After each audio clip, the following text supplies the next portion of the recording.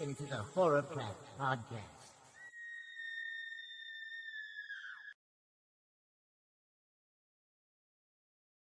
Hello, horror fans. It's me, Kylie, and this is Horrorcraft Reviews. Today, we're talking about one I have been anticipating seeing since I did my trailer reaction, Big Baby. Thank you to Sophia at Pixel Scene Media for giving me the opportunity to screen and review this film. I really appreciate it a lot. I loved it. Let's get into it, though. Big Baby is directed by Spider One, or Michael Cummings, the frontman of the band Powerman 5000. I knew him from the music world, but I didn't realize just how much awesome horror work he's done over the years. I've been sleeping on him, guys. The film follows successful horror screenwriter Adam, who's struggling with writer's block until a terrifying nightmare about a mass killer inspires his next screenplay. As he dives deeper into writing, the line between reality and fiction begins to blur and go away pretty much. Adam is played by Brandon Scott, who you may recognize from the Blair Witch remake, Dead to Me, Grey's Anatomy. He's horror royalty in my eyes, or just royalty period because you were in Grey's Anatomy. It's fine. His girlfriend Kate is played by Crystal Fox, and the film also features Catherine Corrigan and even David Howard Thornton, which was an awesome surprise. There's quite a couple people from the Terrifier franchise in this. But the movie opens up with Adam listening to a podcast reviewing one of his movies and the screenplay or whatever. The host absolutely rip him apart, even telling him he should basically go off himself. And sadly, that is something that happens way too often online. People forget that there are actual human beings behind these movies, the writers, the directors, actors, crew. Everyone's entitled to their opinions, okay? But opinions are not facts. It is okay to dislike a movie, but it is never okay to attack the people who made the movie. And most importantly, it's not okay to be leaving the cruelest comments ever to people as well. I don't know. A lot of these people that make these horrible reviews have never actually made a movie. They've never acted. They never wrote a screenplay or even studied film criticism. But, that opening scene just kind of hit hard for me, I feel. Now, later, Adam and Kate talk about how brutal audiences can be. Adam says that when he was a kid, he loved everything he watched because he was just amazed that people were creating these incredible movies and stories and things. And that really resonated with me. When I first fell in love with horror, I wanted to watch everything, good, bad, cheesy. It didn't matter. I was just happy horror existed and there was all these options. Now, Kate tells him that making movies should make him happy, whether he wins awards or not, whether they hit or not. Unfortunately, Adam can't shake the feeling that he'll never be good enough, which how could he if he's, I don't know. I feel like Kate there's some things I have issues with. Now, while writing, Adam falls asleep and hears strange noises outside. Like every horror character ever, he actually goes to investigate it. And absolutely not. I would have stayed inside and mind my business. He never sees it, but we do see a terrifying figure carrying an axe. Moments later, he comes back inside and finds Kate being brutally attacked by Big Baby, only to suddenly wake up. And I genuinely wasn't expecting that whole sequence to be like a dream, but she encourages him to turn this nightmare into a screenplay, a story. And also, can we talk about Adam's house? It is absolutely gorgeous, and I love the decor. I just want to say that. Now, as Adam keeps writing, weird things begin happening. He notices his bed sheets have been sliced up, like exactly in the dream he had. Then he heads to a coffee shop where things get even stranger. In the bathroom mirror, written in blood, are the words "Big Baby was here." Like, okay, all right, big dog, big baby.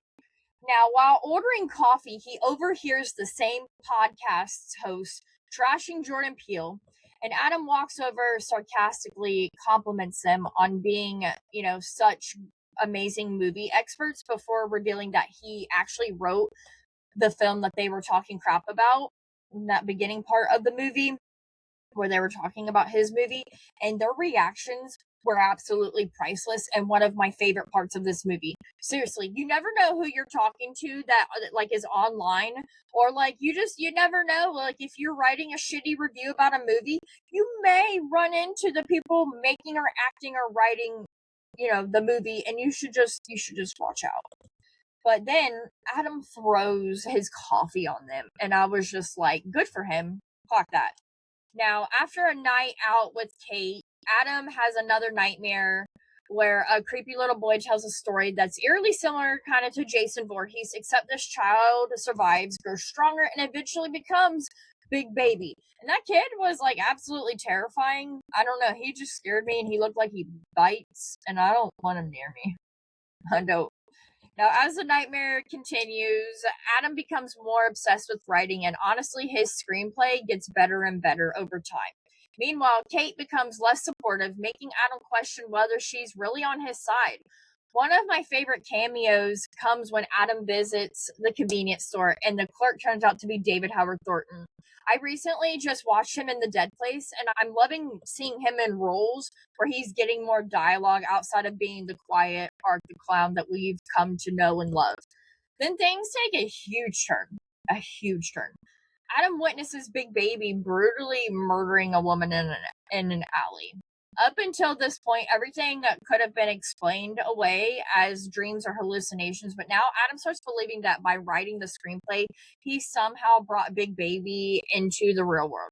Now, Kate insists none of this is happening, but honestly, I feel like she's been just gaslighting him throughout this whole entire movie, and I'm just like, no. Now, after a disastrous dinner with friends, Adam wakes up one night to find Big Baby literally sitting on the edge of the bed. And that image was so scary. So scary.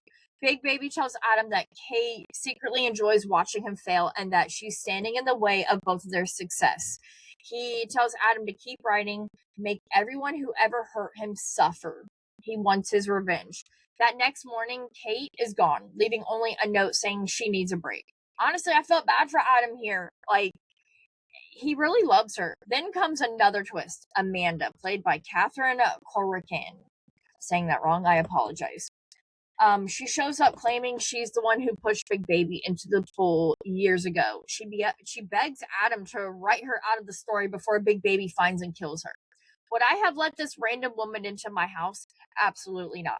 Nope, absolutely not. Soon, Adam gets a phone call from Big Baby, who claims he has Kate and demands Adam to finish a screenplay. Adam tries deleting the script, but Big Baby won't let him. When Adam finally reaches Kate, she insists Big Baby doesn't have her.